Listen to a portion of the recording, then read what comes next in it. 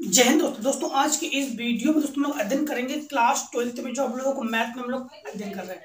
आपको तो चित्र प्रकाशन बुक्स हम लोग अध्ययन कर रहे हैं, जिसमें आज हम लोग जो है ना एक्सरसाइज 10.5 इसमें अध्ययन करेंगे। ठीक है, आप लोग 10.1 10.2 10.3 10.4 कंप्लीट आप लोग खत्म कर चुके हो पढ़कर।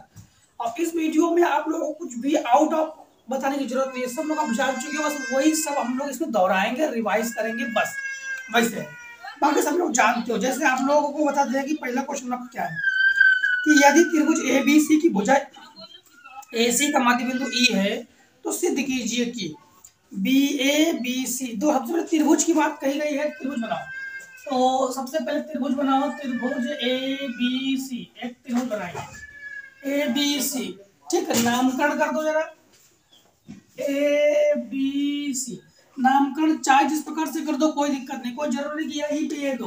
आप लोग चाहो तो यहाँ पर भी ए दे सकते हो, यहाँ पर भी बी दे सकते हो, यहाँ पर भी दे सकते हो। आप लोग चाहो तो यहाँ पर ए, यहाँ पर मतलब नामकरण आप लोग अपने स्तर से दे देना, कोई प्रॉब्लम नहीं है। नामकरण में क्या है प्रूफ। अच्छा, ए सी का मध्य बिंदु ई है, तो ए सी का मध्य बिंदु ई है। अब ये हमारे पास ए और सी, इसका जो मध्य बिंदु है वो ई है। तो काम करो, इसको इससे मिला दो। अब इनका प्रूफ करने के लिए इनका कहना है कि जो B A vector plus B C vector, B A vector plus B C vector बराबर 2BE। 2BE वेक्टर मतलब पहले एरो लगाओ, बी ए तो बी ए यू एरो लगाओ, बी सी तो यू एरो लगाओ, फिर बीई ऐसे एरो लगाओ। अब देखो, जैसे मान लो कि हम लोग पारनामिकल हो जाए तो यहाँ से बी ए जाएंगे, फिर यू एरो लगाओ, इधर से आएंगे तो ऐसे एरो लगाओ। ठीक, कैसे समझना आप लोग जब इसको हल करेंगे। तो हमारे पास बीई जो है ये परिणामी है। कैसे परिणामी है जानते हो? या तो बीई डायरेक्ट जाओगे, यहाँ से पहले बी ए जाओगे, फिर आप लोग ए ई जाओगे, है कि नहीं ऐसा? फिर आप लोग देखो यहाँ से फिर से बीई परिणामी हुआ। कैसे बीई परिणामी हुआ?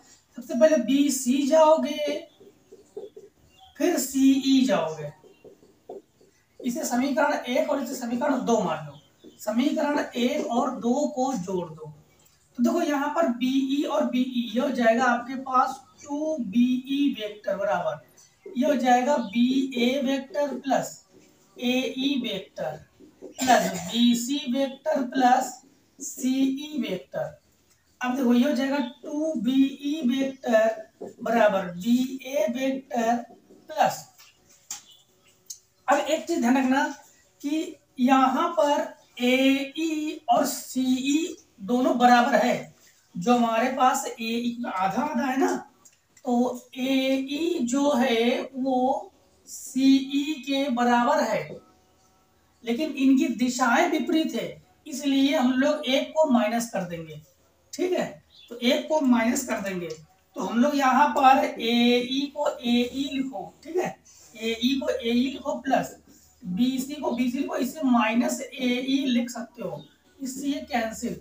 तो ये दोनों आपके पास, इस दोनों को लिखो, ये हो गया B A vector plus B C vector बराबर 2BE वेक्टर। बस यही तो प्रूफ करना था, है ना? तो ये हम लोगों ने प्रूफ कर लिया। ये तो आप लोग लगातार कंटिन्यू पढ़ते आ रहे हो, कैसे एरो लगाओगे, कैसे वेक्टर लगाओगे ना। अब तो आसान है ना आपके लिए। देखो दूसरा नंबर इसे आपका, अच्छा इसका बी पार्ट भी है। दो बी पार्ट में क्या है, ये तो आपके पास ए पार्ट है, बी पार्ट जो प्रूफ हो रहा अभी। एक काम करो, इस दो को इसके बटे में पहुंचा दो, तो बीई वेक्टर बराबर 1/2 B A vector plus B C vector, यही तो है, बी ए प्लस बी। बस हो गया, बी पार्ट भी हो गया, इसको बटे में पहुंचा दो। अब देखो आप लोग क्वेश्चन नंबर 2, त्रिभुज ए बी सी का केंद्रक जी है तो सदिश विधि से सिद्ध कीजिए जी ए जी बी जी सी बराबर 0। देखो सबसे पहले इनका जो कहना है वही हम करेंगे। त्रिभुज ए बी सी की बात है, सबसे पहला कंडीशन में आप लोग त्रिभुज बना दो। एक त्रिभुज बना लिया, ठीक है, त्रिभुज ए बी सी दर्शा दो, ए बी सी। अब इनका कहना है कि त्रिभुज ए बी सी का केंद्रक जी है, मतलब बी सी पर लंब डालो, AC पर लंब डालो और AB पर लंब डालो। ये हमारे पास केंद्रक है जिसको हम लोग G से लिखेंगे।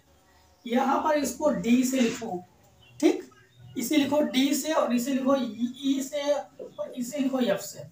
अब प्रूफ करना है हमें GA GB GC, GA GB GC बराबर 0। देखो GA तो GA एरो आई से दिखाओ, G से A की तरफ, GB तो एरो A से दिखाओ और GC तो एरो A से दिखाओ। तो ये हम लोगों ने एरो दिखा दिया, ठीक।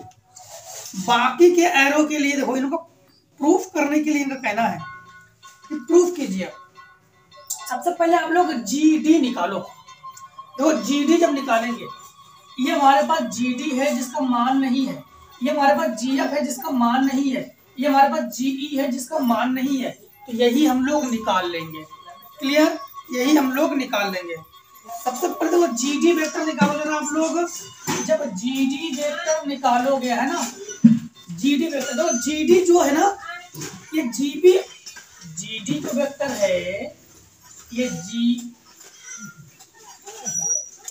देखो सबसे पहली बात तो हमारे पास GD का मान नहीं दिया गया है, हमारे पास GF का मान नहीं दिया गया है, हमारे पास GE का मान नहीं दिया गया, मतलब इसमें नहीं है। तो सबसे पहले इसी का मान निकालते हैं। और एक चीज, इसमें वेक्टर भी है, वेक्टर लगा दो, नहीं तो आप लोग तुरंत कमेंट कर दोगे सर इसमें तो वेक्टर है ना, इसमें तो वेक्टर है। अब देखो यहां पर आपको बताते हैं कि त्रिभुज के नियम से जब GD हम लोग निकालेंगे तो ये GB और GC का आधा है। अभी बताते हैं कैसे आधा है। ये हमारे पास GD है, समझना, ये हमारे पास GD है, ये GB और GC का आधा है। मतलब कैसे, त्रिभुज का नियम होता है, इस त्रिभुज को बना लो ऐसे, यहाँ पर B है, यहाँ पर C है, यहाँ पर G है। अगर ये हमारे पास इस प्रकार से हो तो इसका D, ये GD जो है ये GB और GC का आधा होता है, ठीक। अब देखो यहाँ पर इसे गुणा में पहुंचा दो, तो 2 GD बराबर GB प्लस GC, समीकरण डाल दो 1। अब एक और समझना आप लोग, त्रिभुज के जब हम लोग इस प्रकार से मध्य बिंदु करते हैं ना, तो इस भाग को हम लोग कहते हैं दूसरा भाग, और ये हमारे पास एक, यानी त्रिभुज को जब भी हम लोग अर्धक काटते हैं सदिश में, तो ये 2:1 के अनुपात में हम लोग इसको काटते हैं। इसका मतलब AG और इसे हम लोग अनुपात बांटेंगे। अगर AG और GD निकालना चाहेंगे तो ये 2 अनुपात क्या होता है 1, ठीक, 2:1। जब भी त्रिभुज को हम लोग अर्धक करते हैं, मध्य बिंदु करते हैं, मध्य बिंदु से काटते हैं, तो ये हमारे पास 2:1 अनुपात की भाग में होता ही है। यहाँ पहुंचा तो इसके गुणा में, इसको पहुंचा तो इसको गुणा में, तो ये जाएगा AG बराबर 2GD। अब लिख लो समीकरण आप लोग 1 से। अब 1 से का मतलब ये हुआ है कि 2GD को जगह मान रखो, तो AG 2GD की जगह ये मान रखो GB प्लस GC। AG को इधर पक्षांतर के ले आओ, तो यह जाएगा GB plus GC minus AG बराबर 0। सदिश का नियम है, जैसे मान लो कि अगर AG वेक्टर है, इसे GA वेक्टर बनाओगे तो फिर माइनस लगा दो। क्या लगा दोगे? माइनस। तो ये हो जाएगा माइनस माइनस प्लस, तो ये हो जाएगा GA vector plus GB vector plus GC vector बराबर 0। प्रूफ हो गया ना? यही तो प्रूफ करना था, तो ये इसको हम लोगों ने प्रूफ कर लिया। अब देखो क्वेश्चन नंबर आप लोग तीसरे का ए पार्ट में त्रिभुज ABC में ABCD में भुजाओ BCCA तथा AB के मध्य बिंदु DEF है, तो उसे दिखिए। सबसे पहले बना लो, त्रिभुज बना लो, ठीक, त्रिभुज बना लो। तीसरे का ए पार्ट, सबसे पहले त्रिभुज बना लो ABC, ठीक, ABC ए बी सी में भुजाएं B C C A B के मध्य बिंदु बी सी, सबसे पहले बी सी का मध्य बिंदु डी है, तो बी सी का मध्य बिंदु डी है, और सी ए का मध्य बिंदु ई है, तो सी ए का मध्य बिंदु ई है, और सी ए का मध्य बिंदु ई है और ए बी का मध्य बिंदु एफ है, तो सिद्ध कीजिए कि एफ है। अब देखो यहां पर आप लोग त्रिभुज को, इसको चाहो दो समबाहु त्रिभुज बना लो, एक असमबाहु त्रिभुज, या तो फिर इसको मिला दो इसे इस प्रकार से, इस प्रकार से, इस प्रकार से, ये हमारे पास केंद्रक है। अब यहां पर प्रूफ करने में कह रहा है A D B E C F, A D B E C F, A D B E C F बराबर 0, बराबर 0। वेक्टर लगाओ ए डी, तो ये वेक्टर लगेगा इस प्रकार से, बी ई ये वेक्टर लगेगा इस प्रकार से, जी एफ, जी एफ है कि सी एफ है, सी एफ,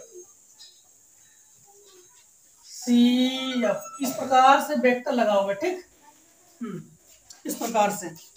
अब इनका कहना है कि प्रूव करके दिखाओ, तो अब देखो सबसे पहली बात तो ये है कि आप लोग यहां पर देख पा रहे हो कि जो आपके पास एडी वेक्टर निकालो, सबसे पहले एडी निकालो, फिर बीई निकालो, फिर सीएफ निकालो।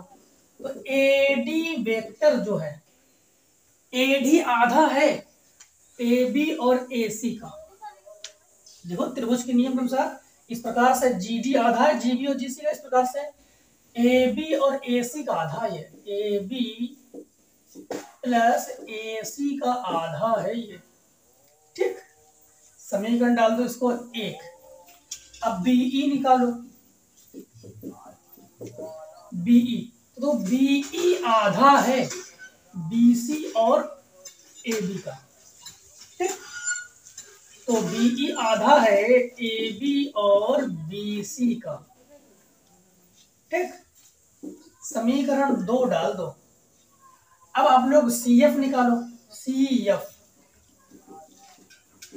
तो सी एफ आधा है बीसी का और एसी का, बीसी का, और फिर से एक बार, ये बीसी और बीए का आधा हुआ, ये बीसी और बीए का आधा हुआ ये, ठीक।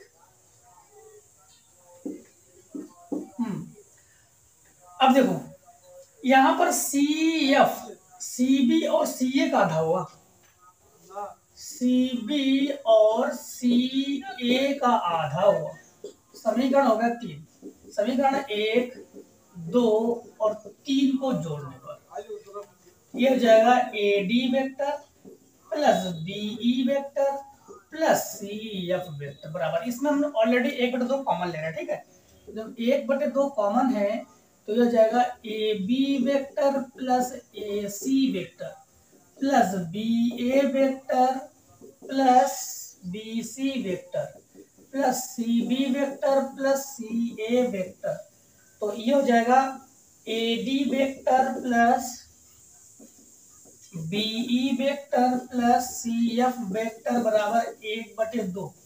एक चीज ध्यान रखना, ए जी को जी अगर हो तो माइनस करते हो, इसी प्रकार ए बी को ए बी लिखो, ए सी को ए सी लिखो, बी ए को माइनस ए बी करोगे, बी सी को बी सी लिखो, और इसको माइनस बी सी लिखो, और प्लस इसको माइनस ए सी लिखो। ए सी से ए सी कैंसिल, बी सी से बी सी कैंसिल, और ए बी से ए बी कैंसिल, तो बचा 0। तो ये हो जाएगा आपके पास A D vector plus BE vector plus C F vector बराबर 0। बस यही इसको प्रूफ करना था, प्रूफ हो गया। कर लो जरा। इतना अगर आप लोग स्क्रीनशॉट करना चाहते तो कर लो, फिर आगे हम लोग इसको हटा देते हैं, इतने को रेस कर देते हैं।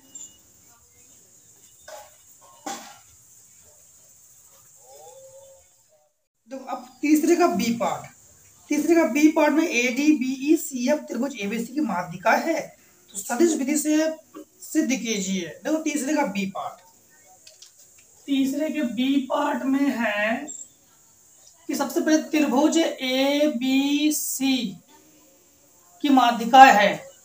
तो त्रिभुज ए बी सी, त्रिभुज बनाओ ए बी सी, फिर क्या है A D B E C F एक त्रिभुज की माध्यिकाएं है। तो ए डी ये हो गया ए डी, अब हमारे पास BE C F, BE C F त्रिभुज की माध्यिकाएं हैं। अब प्रूफ कीजिए A D BE C F, A D BE C F बराबर 0, यही तो है। देखो सबसे पहले ए डी तो यू वेक्टर बनाओ ऐसे, ये वेक्टर टोटल के लिए है, ये बीई बनाओ तो ऐसे, ये वेक्टर यहाँ से यहाँ तक है, सी एफ बनाओ ये यहाँ से यहाँ तक है। दो सेम टू सेम आप लोग वैसे ही लगाओगे। सबसे पहले ए डी वेक्टर निकालो, तो ए डी वेक्टर जब निकालोगे तो ए डी जो है वो ए बी और ए सी का आधा है, तो ए डी प्लस ए सी का आधा है, समीकरण 1। फिर बीई निकालो, बीई, तो बीई जो है बी ए और बी सी का आधा है, बी ए और बी सी का आधा है, समीकरण 2 निकालो। और फिर आप लोग निकालोगे सी एफ, सी एफ जो है यही तो है, क्या हो सेम टू सेम है, A D B E C F, A D B E C F, हाँ सेम है, ठीक सेम है। तो ये हो जाएगा आपके पास सी एफ बराबर में आपके पास क्या हो जाएगा सी बी और सी ए, तो C B plus C A vector का आधा है। फिर यहां से समीकरण 3, समीकरण 1, 2 और 3 को जोड़ने पर आप लोगों को पता है, आगे हम हल नहीं कर रहे, आगे आप लोग खुद करोगे, सेम टू सेम वही है, बीई प्लस सी एफ बराबर क्या हो जाएगा 0। ठीक, कैसे 0 होगा इतना तो आप लोग जानते ही हो, ठीक है, इतना तो आप लोग जानते ही हो कैसे 0 होगा। ठीक, अब देखो क्वेश्चन नंबर 4, क्वेश्चन नंबर 4 में है कि त्रिभुज ए बी सी की भुजाओं बी सी सी है तथा ए बी के मध्य बिंदु के अनुसार डी ई एफ है। दर्शाइए कि किसी बिंदु ओ के लिए, अब देखो त्रिभुज ए बी सी बना लो पहले, क्वेश्चन नंबर 4, त्रिभुज ए बी सी बना लो, त्रिभुज ए बी सी, ठीक है, और ए बी सी भुजाओं B C C A B के मध्य बिंदु बी सी सी ए, तो बी सी का मध्य बिंदु डी है और सी ए का ई है, सी ए का ई है और ए बी का एफ है। तो ये हो जाएगा आपके पास यू और ये यू और ये यू एफ। अब बिंदु ओ ओ ओ ओ ओ ए ओ, ठीक, यहां पर है ओ। अब देखो यहां पर ओ ए ओ बी ओ सी, ओ ए ओ बी ओ सी बराबर O D O E O F, O D O E O F vector. ये आप लोग जो है इन्हें प्रूफ करके दोगे, ये इनका कहना है। सबसे पहले आप लोग देखो यहां पर क्या बना लोगे, अच्छा वेक्टर लगा लेते हैं ओ ए, तो ओ A vector, O B vector, O C vector, O D vector, O E vector और ओ एफ वेक्टर। इसमें एक चीज ध्यान रखना कि यहां से हम लोग जानते हैं कि ये मध्य बिंदु है, तो हम लोग जानते हैं, इस समझना आप लोग, ओ ए वेक्टर जो है, ओ ए वेक्टर वो ओ डी वेक्टर के बराबर है, ये समझना आप लोग, ओ A vector O D vector के बराबर है ये। इसके बाद जो ओ A vector O D vector के बराबर है। अगर आप लोग आधा हाफ वाला नियम लगा सकते हो तो हाफ वाला भी नियम लगा सकते हो। जो ओ बी वेक्टर है, O B vector O E vector के मतलब बराबर है, और जो ओ सी वेक्टर है वो ओ सी वेक्टर ओ एफ वेक्टर के बराबर है। एक, दो और तीन कर लो, समीकरण एक, दो और तीन को जोड़ लो, तो ये हो जाएगा O A vector plus O B vector plus O C vector बराबर O D vector plus O E vector plus O F vector. बस यही प्रूफ हो गया। अब देखो क्वेश्चन नंबर 5।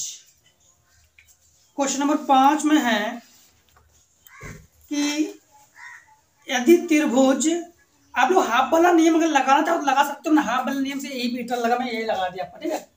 देखो, और यदि त्रिभुज ए बी सी और डी ई एफ के केंद्रक G1 G2 है तो सिद्ध कीजिए कि दो त्रिभुज आप लोग बनाओगे। एक त्रिभुज ए बी सी बनाओगे 5 नंबर में, एक त्रिभुज बनाओगे A B, 5 number A B सी,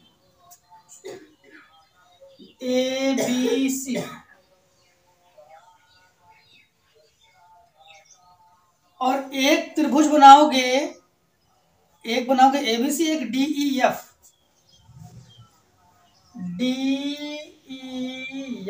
ठीक, डी ई एफ, दो त्रिभुज बना लोगे।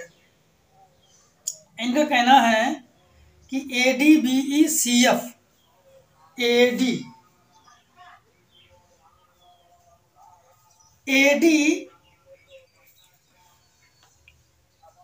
ठीक है, A D B E C F बराबर 3G1 G2। अब देखो यहां पर प्रूफ करना है हमें, A D plus BE plus C F, BE plus C F vector बराबर 3G1 G2। मतलब हमें केंद्रक उसको बनाओ, जैसे मान लो कि यहां से लंब डाल दो, यहां से लंब डाल दो और यहां से लंब डाल दो, तो ये हमारे पास हो गया G1। यहां से और यहां से लंब डालो तो ये G2। ये हमारे पास P और ये हमारे पास P, ठीक है, दोनों को P डाल दिया। बाकी इन दोनों का नामकरण अगर करना चाहो तो कर दो। अब लोग चलो छोड़ो, इसका आवश्यकता नहीं है। अब देखो हम लोग मध्य बिंदु वाला नियम इसमें हम लोग लगा सकते हैं, और जानते हम लोग जब भी त्रिभुज में लंब डालते हैं तो इसको हम लोग 2:1 के अनुपात में हम लोग इसको विभाजित करते हैं। इसका मतलब ये, इसका जो रेशियो ये 2:1 है, 2:1 के अनुपात में इसका विभाजन होता है। अब देखो जैसे हम लोग कहेंगे कि यहां से ए G1 समझते जाना, ए G1 बटे, ये समरूपता का नियम हम लोग पीछे हम लोग हाई स्कूल में पढ़ चुके थे ना। ए G1 बटे G1P बराबर 2:1। इसी प्रकार इसमें डी G2 बटे G2P बराबर ये हो जाएगा 2:1। इसमें क्या तीन ही है? तीन ही है, तो अर्थात हम लोग कहेंगे दोनों का जो रेशियो है ये 2:1 है। ये हमारे पास यम मान लो और ये हमारे पास यन मान लो। अभी हम लोगों ने अंता विभाजन, बाह्यता विभाजन हम लोग पढ़ चुके पीछे के एक्सरसाइज में, वही फार्मूले का हम लोग प्रयोग करेंगे। मध्य बिंदु पढ़ चुके हैं, वही फार्मूला का प्रयोग कर सकते हैं हम लोग। अब समझने से आप लोग थोड़ा समझना आप लोग, हाँ, जैसे मान लो मध्य बिंदु के निर्देशांक, मध्य बिंदु। तो मध्य बिंदु को हम लोग लिखेंगे ओपी से, हाँ, ओपी वेक्टर। ओपी वेक्टर बराबर आपके पास क्या हो जाएगा, ध्यान रखना, ये हो जाएगा ओबी वेक्टर प्लस ओसी वेक्टर बटे 2। कैसे? अब ओ स्थिति सदिश है, पी का मध्य बिंदु क्या है, बी और सी। पी का मध्य बिंदु क्या है, पी किसका मध्य बिंदु है, बी सी। तो हम लोग कहेंगे पी जो है वो बी सी का मध्य बिंदु है, इसलिए पी जो है वो बी सी का क्या है, मध्य बिंदु। अब एक चीज ध्यान रखना कि यहां पर अंतः विभाजन के लिए फार्मूला क्या होता है, अंतः विभाजन के लिए ये होता है यम। अब ध्यान रखना यम, और यहाँ पर कुछ भी ले लो, जैसे हमने एक्स ले लिया प्लस एन, यहाँ पर बॉय ले लिया बटे यम प्लस एन, ठीक, इस रूप का हमारे पास होता है। तो यहाँ पर हम लोग यहाँ पर ओ जीवन लिखेंगे हम लोग, ओ का मतलब क्या हो गया, स्थिति सदिश, और जीवन ले लिया हमने, जीवन का स्थिति सदिश। तो ये आपके पास क्या आ जाएगा, ध्यान रखना कि 1 into O A vector, 1 into O A vector. Formula को थोड़ा सा आपको बताते हैं जिससे आपको समझ में आए। सबसे पहले लिखते हैं N into x plus M into boy बटे यम प्लस एन। अब एक्स की जगह कोई ना कोई स्थिति सदिश लोगे, जैसे ओ ए वेक्टर, और यहाँ पर स्थिति लोगे ओ बी वेक्टर, मान लो कैसे वेक्टर, ठीक है। अब समझना कि यहाँ पर प्लस यम की जगह हमारे पास क्या है, 2। ये हम लोगों ने ए वेक्टर का स्थिति सदिश ले लिया, और पी वेक्टर का स्थिति सदिश ले लेंगे हम लोग, हाँ। तो ये हो जाएगा ओ पी वेक्टर बटे यम प्लस एन, तो 1 प्लस 2। तो ओ जीवन बराबर ओ ए को तो ओ ए लिखोगे, ठीक, जो ओ ए को तो हम लोग ओ ए लिखेंगे।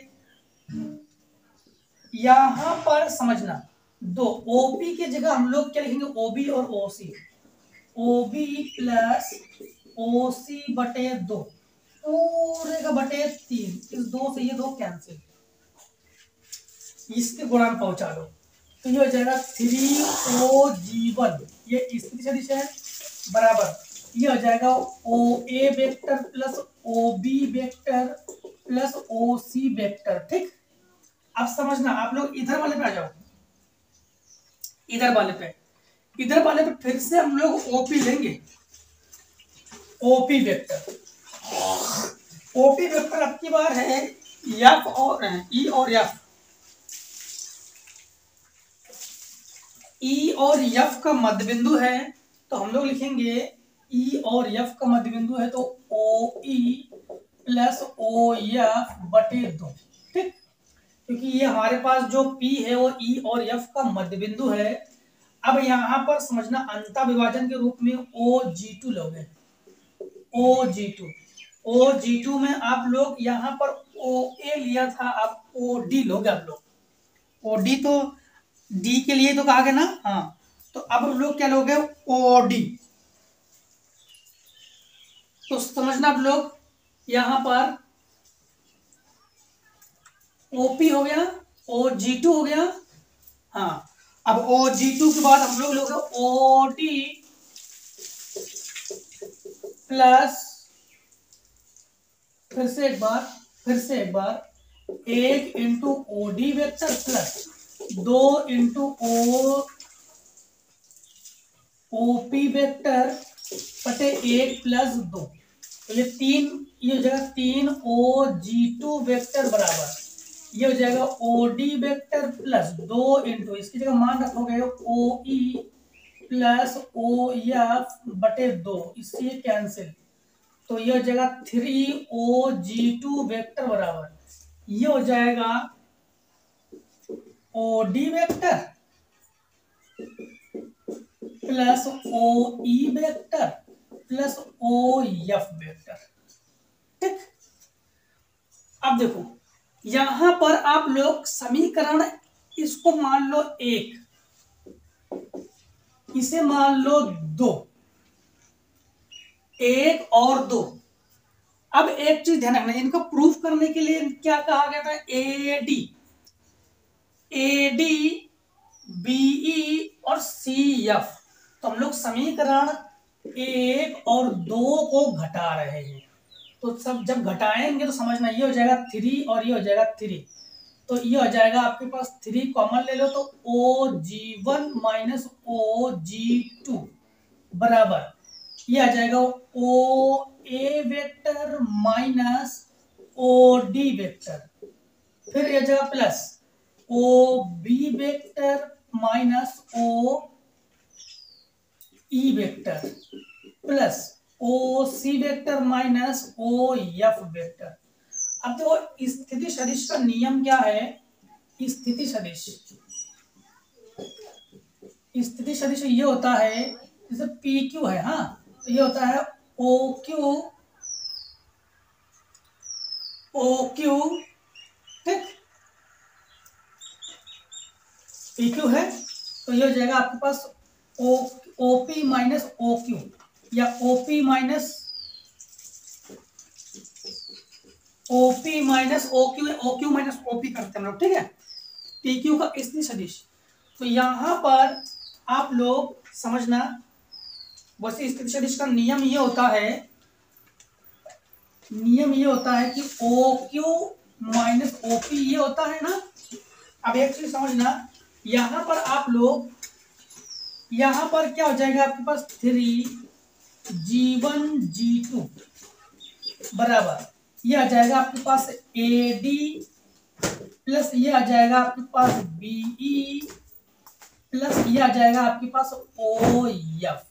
अब आप लोग सोच रहे हो, हमने थोड़ा सा एक लाइन कम कर दिया, आपको समझा देते हैं अभी। यहां पर क्या होना था, G2 G1 होना था, तो G1 G2 करोगे तो माइनस ले लोगे, बिल्कुल सही बात। यहाँ पे DA होना था तो AD करने के बाद माइनस लोगे, यहाँ माइनस लोगे, यहाँ माइनस लोगे, माइनस कॉमन ले लोगे तो एक लाइन कम हो जाएगा, बस एक लाइन कम कर लिया, क्लियर। अब स्क्रीनशॉट कर लो इतने का।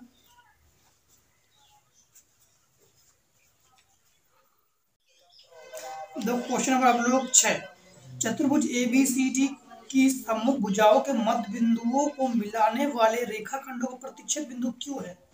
यदि P कोई बिंदु है तो सिद्ध कीजिए PA PB PC PD बराबर 4PQ। ABCD बनाओ, सबसे पहले एक क्वेश्चन नंबर 6 में एक चतुर्भुज ABCD बनाओ। ये हो गया हमारे पास ABC और D। इसके बाद इनका कहना है कि सम्मुख भुजाओं के मध्य बिंदुओं को मिलाने वाले रेखाखंड, सम्मुख भुजाओं को मिलाने वाले रेखाखंड, सम्मुख भुजा, ये सम्मुख भुजा को मिलाने वाले, ये सम्मुख भुजा को मिलाने वाले क्या कर रहा है, सम्मुख भुजाओं के मध्य बिंदु को मिलाने वाले रेखाखंड का प्रतिच्छेद बिंदु Q है, प्रतिच्छेद बिंदु Q है, यानी इसको मिलाने वाले रेखाखंड, इसे मिलाने वाले रेखाखंड का प्रतिच्छेद बिंदु Q है, ठीक, का प्रतिच्छेद बिंदु Q है, Q है। तो P कोई बिंदु है, P जो है कोई बिंदु है, तो देखो P कोई बिंदु है, मान लो कि P हमारे पास यहां कोई एक बिंदु P है, ठीक है, तो PA PB PC PD, PA PB PC PD PD, ठीक, PD बराबर 4PQ, बराबर 4PQ।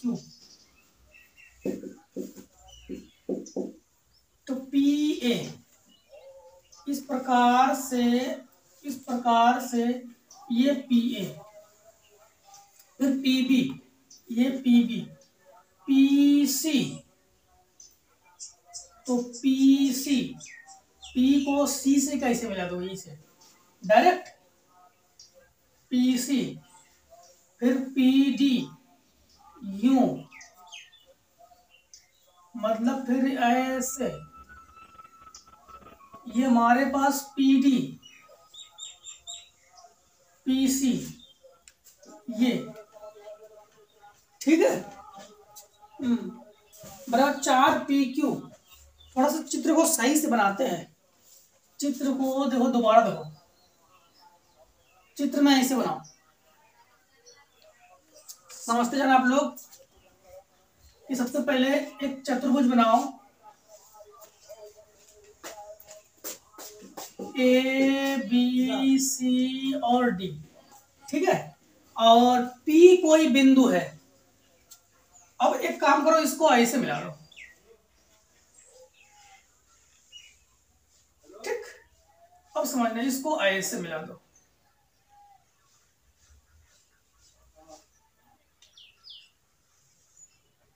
इसे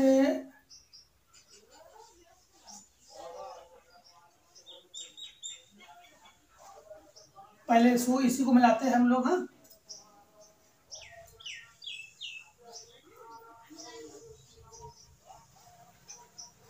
ऐसे, ठीक।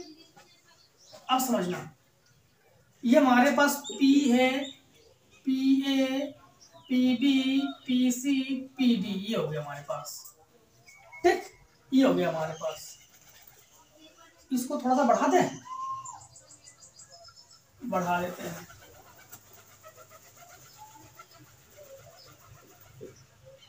ये पी बी, चलो कोई जरूरत नहीं, चतुर्भुज, चतुर्भुज की बात कही गई है, चतुर्भुज ऐसे बना लिया हमने, ठीक। P A, P B, P C. अब इनका और ये भी कहना है कि सम्मुख भुजाओं के मध्य बिंदु को मिलाने वाली रेखाखंड को क्यू पर प्रतिच्छेद है। सम्मुख भुजाओं को मिलाने वाली रेखाखंड, ये सम्मुख भुजाओं, एक सम्मुख भुजा ये है और एक सम्मुख भुजा ये है, इसको मिलाने वाली रेखाखंड जो है वो किस पर प्रतिच्छेद है? क्यू पर प्रतिच्छेद है। तो ये जो है आपके पास क्यू पर प्रतिच्छेद है। पी कोई बिंदु है तो सिद्ध कीजिए। अब देखो, एक काम करते हैं हम लोग, काम ये करते हैं कि क्यू को पी से मिलाते हैं, क्योंकि पी क्यू भी तो है, यू रेखा खींचो, पी क्यू। अब आप लोग यहां पर देखो, यहां पर इसका नाम दे देते हम लोग के, ठीक, इसका नाम दे देते के, और यहाँ का ए है, यहां से इसको मिला देते हैं, यहां से इसको मिला देते हैं और नामकरण कर देते हैं। यहां पर नाम देते हैं यम, यहां पर नाम देते हैं यन, और यहां का नाम देते हैं यन, ठीक, ये मिला दिया हमने। अब देखो, सबसे पहले आप लोग पी के की बात करो, पी के जो है पी बी, पी ए और पी बी, पी ए और पी बी का मध्य बिंदु है, क्लियर, पी के। इसके बाद आप लोग देखो पी क्यू को देखो, तो पी क्यू निकालोगे, पी क्यू जो है ये पी के और दो पी क्यू है ये, तो पी के और पी एम का मध्य बिंदु निकालो, तो पी के और पी एम का मध्य बिंदु है ये, ठीक। और इसके बाद देखो फिर से एक बार पी क्यू, अब की बार पी क्यू जो है पी एल और पी एम, पी एल और पी एन का मध्य बिंदु है ये, पी एल, ये पी एल है, पी एल और पी एन, ये इसका पी एल और पी एन का मध्य बिंदु है, क्योंकि हमें लेना पड़ेगा ना। पी क्यू को लेंगे तो ये तो लेंगे पी ए और पी बी, तो पी क्यू को लेंगे तो पी एन और पी एल का मध्य बिंदु बनेगा ये, पी क्यू को लेंगे तो पी के और पी एम का मध्य बिंदु बन जाएगा ये। अब एक काम करते हैं कि समीकरण 2 और 3 को आप लोग जोड़ लो, 2 और 3 को जोड़ लो, तो पी क्यू ये हो जाएगा आपके पास 2PQ बराबर, इन दोनों का हर बराबर है तो ये हो जाएगा PK 1/2 है ये, PK plus PM plus PL plus PL, इतना रहने दो, इतने को रहने दो। अब एक चीज ध्यान रखना कि यहाँ पर बटे में गुणन पहुंचा दो तो 4PQ बराबर PK plus PM plus PL plus PN, ठीक। अब हमें PA बनाना है, PK की जगह PA बनाना है, तो PK की जगह P यानी हम लोग कर सकते हैं, यहाँ पर PK की जगह लिख सकते हैं PA प्लस PB/2 लिख सकते हैं हम लोग PK की जगह, तो PK 4PQ तो PA प्लस PB/2 लिख सकते हैं। अब इसके बाद हमारे पास PM तो PM तो PD और PC, तो ये हो जाएगा PD प्लस PC के बटे में 2 है, ये जो PM है, PD और PC, PL और PN, ये तो हमारे पास 2PQ के बराबर है ये PL और PN, तो ये PB प्लस PC/2 कर लो इसको, हाँ PL PN PB plus PC/2 कर लो इसको, ठीक। और PD प्लस PA/2 कर लो इसको, PD प्लस PA/2 कर लो इसको, सभी का हर बराबर है, ठीक। 4PQ बराबर PA और PA 1/2 बाहर रख लो, ये हो जाएगा 2PA, PB और PB 2PB, PD और PD 2PD, PC और PC 2PC, 2 को ले लो कॉमन, तो ये बचेगा हमारे पास 4PQ बराबर 1/2 इंटू 2, तो ये आ जाएगा आपके पास PA plus PB plus PC plus PD, इससे ये कैंसिल, तो PA plus PB plus PC plus PD बराबर 4PQ। यहाँ पर हम लोगों ने PL और PN के जगह 2PQ लिखेंगे, समझते जाना, 2PQ लिखेंगे हम लोग। अब PQ जो है ये देखो PQ, यहाँ पर समझना आप लोग, सबसे पहला जो PK है आपके पास PA प्लस PB के बटे में 2 है, ये तो छोड़ दो, ये लिख लिया हम लोगों ने। PM जो है तो PM हमारे पास क्या है, तो PM क्या है, PD प्लस PC के बटे में 2 लिख लिया हम लोगों ने यहाँ पर। और जो हमारे पास PL है, तो देखो PL जो है यहाँ से यहाँ तक, ये आपके पास PB और PC, तो PB और PC, ये PC को आधा होगा ना, देखो ये 20 से देखा गया ये। और PN जो है PN, यहाँ पर समझना PD और PA, इसी के तो बीच की रेखा है ये। अभी फिर से एक बार समझा दे रहे आपको, यहाँ पर तो आपको क्लियर है ये PK, तो PK जो है PA और PB के बीच की रेखा है। PM तो PM जो है PD और PC के मध्य बिंदु है। PL, अब देखो PL ये मध्य बिंदु है PC और PB, और PN तो PN जो मध्य बिंदु है PD और PA, बस यही हमारे यहाँ पर हम लोगों ने यहाँ पर किया है, ठीक है। अब देखो क्वेश्चन नंबर आप लोग 7,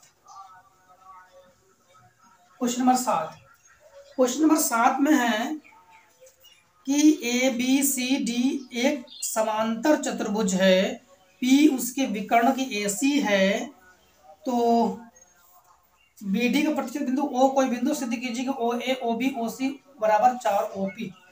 अब देखो सबसे पहले आप लोग एक समांतर चतुर्भुज बना लो।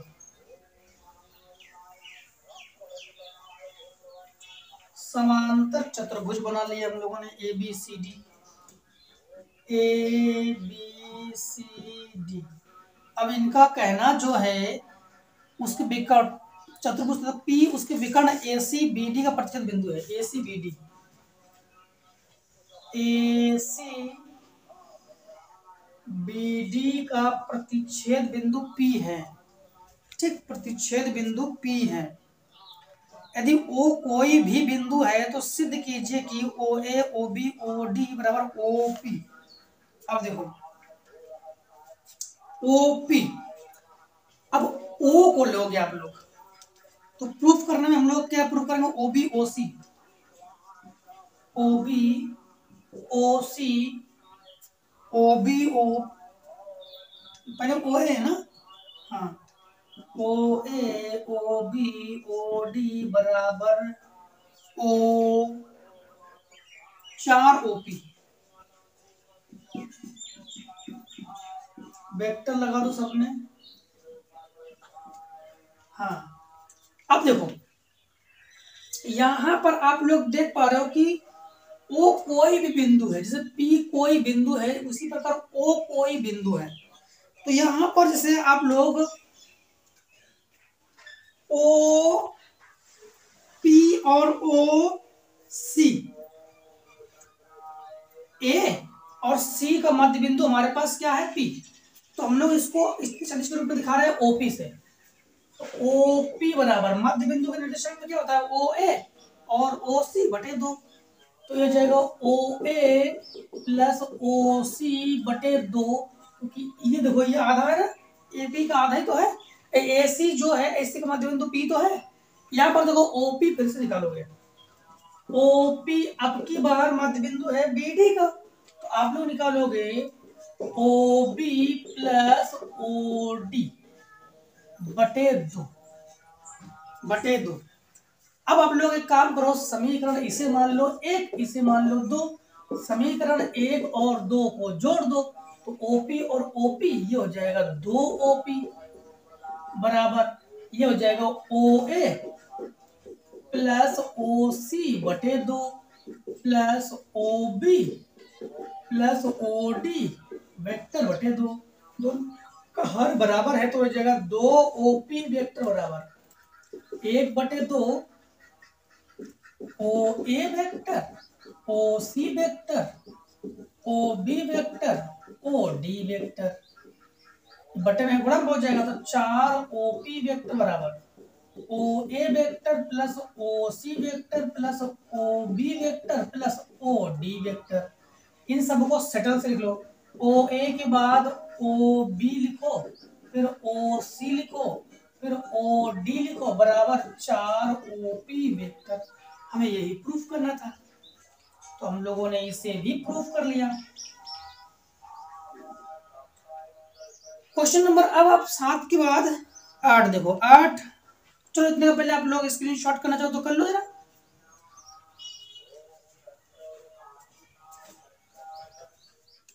अब क्वेश्चन नंबर आप लोग 8 को देखो, 8 नंबर में क्या है, 8 नंबर में है कि ए बी सी 3 स्थिर बिंदु है, यदि बलों पी ए पी वी का परिणामी सदैव सी से होकर जाता है तो सिद्ध कीजिए कि पी का बिंदुपथ एक सरल रेखा है।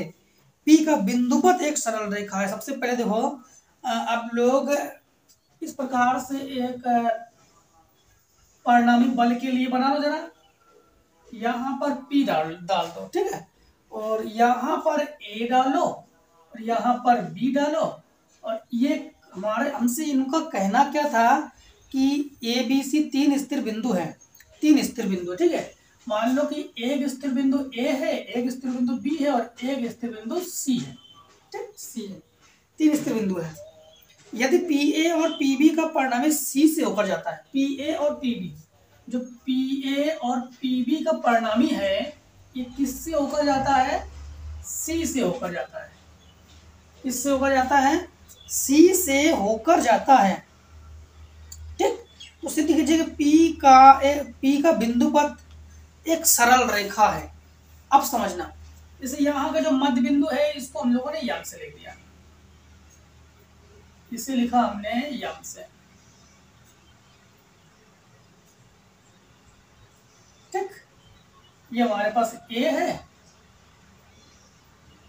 और ये हमारे पास बी है।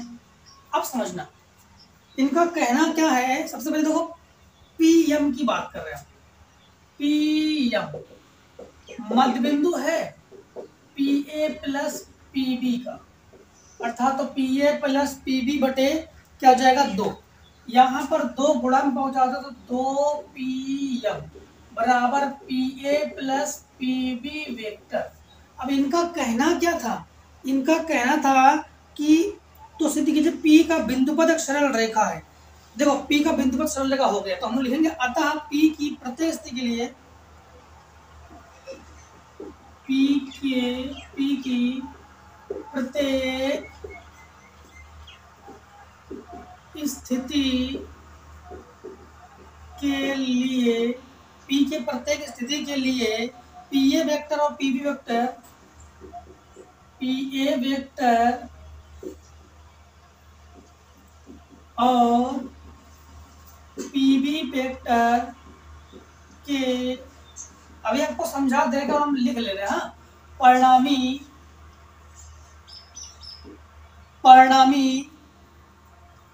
बलों, परिणामी यानी बलों ऐसा लो, पी ए वेक्टर बलों के परिणामी, बलों के परिणामी एम और सी, एम और सी दो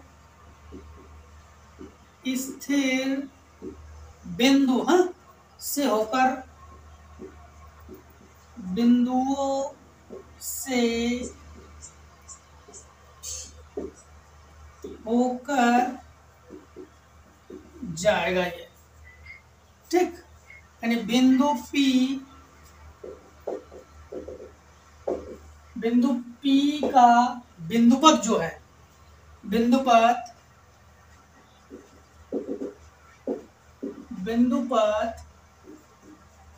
ए बी जो है, ठीक। बिंदुपद ए बी मध्य बिंदु यम, ए बी का मध्य बिंदु यम से, ये मध्य बिंदु है यम तथा सी से होकर,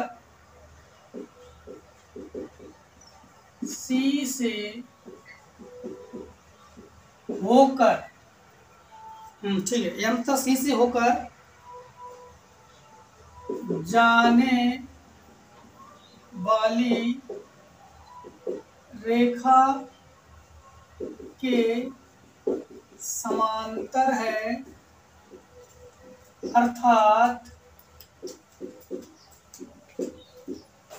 यह एक सरल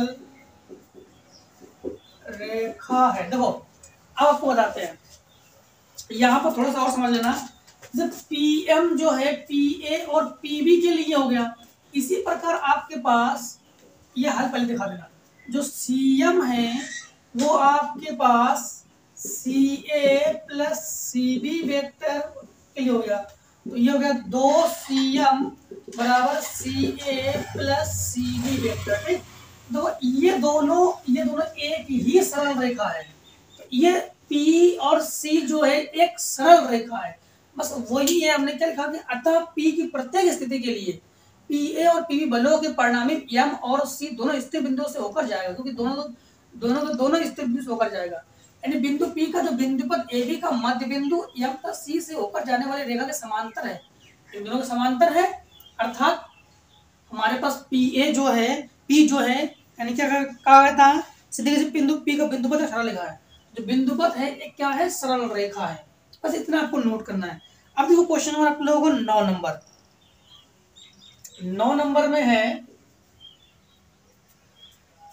नंबर में है कि alpha A B beta C B और डेल्टा सी डी और कि चतुर्भुज की एबीसीडी भुजाओं के अनुदिश क्रिया करते हैं संतुलन में, तो सिद्ध कीजिए कि अल्फा। देखो पहले आप लोग काम करते हैं, पहले हम लोग बना लेते हैं चतुर्भुज ए बी सी डी। अब इनका जो कहना है वही कर रहे हैं हम, ध्यान रखना। इनका कहना क्या है, इनका कहना है कि अल्फा ए बी, तो ये हमारे पास अल्फा और ए बी। फिर कहना है कि बीटा सी बी, तो बीटा सी बी के बीसी है, बीटा सी बी। और फिर lambda C D, lambda C D, ठीक, लेमडा सी डी। फिर कहना है इनका कि delta A D, delta A D, ये ए डी के लिए है, ये सी डी के लिए है, ये सी बी के लिए है और ये ए बी के लिए है। एग्जैक्ट, ठीक है। अब इनका अनुदिश सिद्ध कीजिए कि अल्फा गामा बराबर बीटा डेल्टा,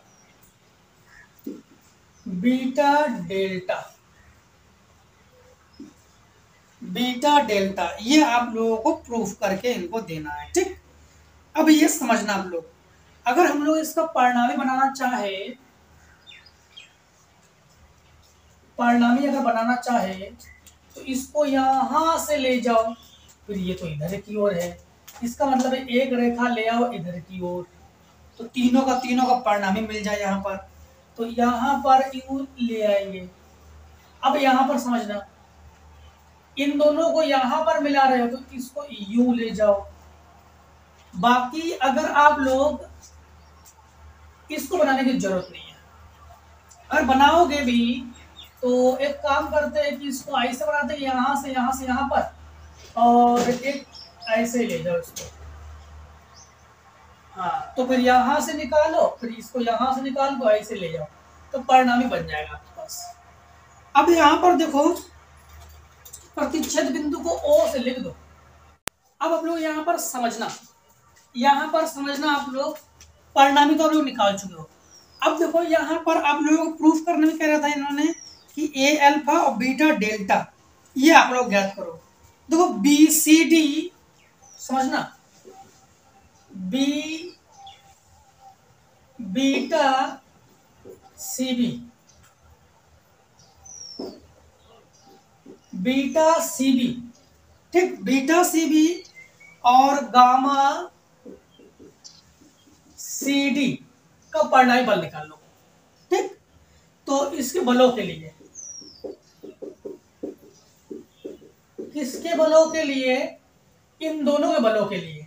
तो समझना, इन दोनों के बलों के लिए आप लोग क्या निकालोगे, अगर इन दोनों के बलों के लिए निकालोगे तो देखो इसकी दिशा यू है और इसकी दिशा यू है, दोनों की दिशाएं अलग अलग है।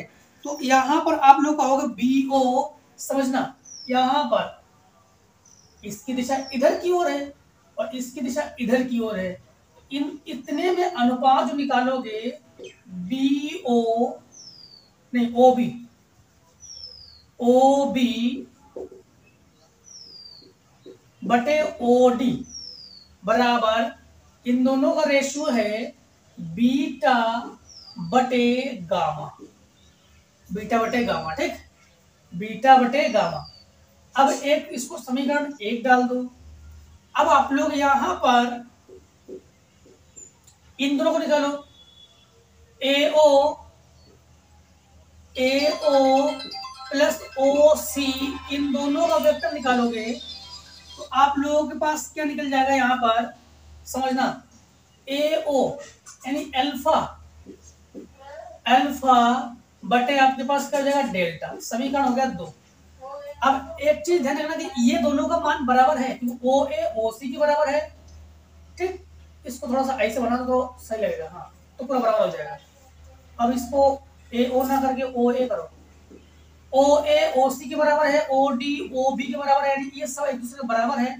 तो आप लोग कहोगे बीटा बटे डेल्टा बराबर अल्फा बटे डेल्टा, बीटा बटे गामा बराबर अल्फा बटे डेल्टा, इसके गुणन में पहुंचा दो तो बीटा डेल्टा बराबर अल्फा लेमडा, ठीक।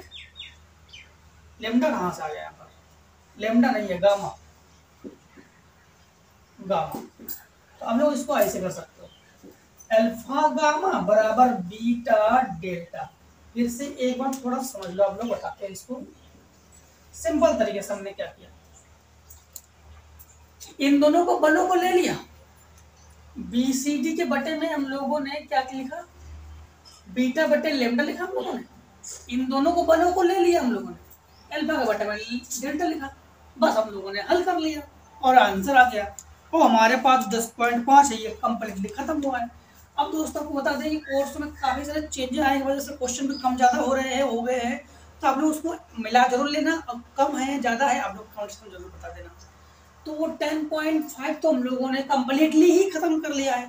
अब मिलेंगे 10.6 में। दोस्तों आज की वीडियो इतना ही, जय हिंद, हम लोग स्वस्थ रहिए, मस्त रहिए, हर एक मिलते जरूर, टेक स्क्रीनशॉट फटाफट।